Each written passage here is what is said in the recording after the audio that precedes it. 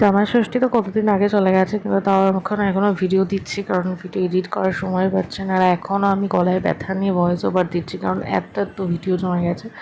তো অফিস থেকে ফেরার সময়ে আমি জামাই ষষ্ঠীর জন্য গিফট কিনতে চলে এসেছিলাম, দুই জামাইয়ের জন্যই। অ্যাকচুয়ালি আমি একটু টি শার্ট খুঁজছিলাম, যাতে এই গরম একটুখানি হালকা টি শার্ট একটু পরতে পারে, একটু কমফোর্টেবল হয়, সেরকমই দেখছিলাম। তো বাবার সাথে নেবে আমি শপিং মলে চলে এসেছিলাম দেখার জন্য।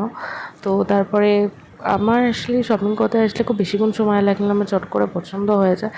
আর এই বক্সগুলো আমি একটা কিনেছিলাম 3টে সেটে, কিন্তু কোথায় যে হারিয়ে গেছে। এইগুলো মেকআপের জিনিসগুলো আলাদা করে রাখতে খুব সুবিধা হয়। তো হঠাৎ করে যখন চোখে পড়েই গেল, তখন চট করে আমি কিনেই নিলাম। আর এই দিকে বাড়ি ফিরতে আমি দেখছি আমার বর নিয়ে আসছে লিট্টি চোখা। ওর লিট্টি চোখা খুবই ফেভারিট।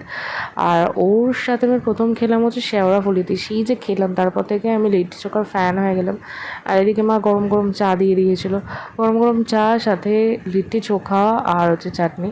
আর এটা বারাসাতে কোথায় লিট্টি চোখা পাওয়া যায়, এটা সিরিয়াসলি আমিও জানতাম না, কিন্তু সে একদম খুঁজে খুঁজে বার করেছে আমাদের বারাসাতেই সামনে বিহারি আলুর দোকান থেকে।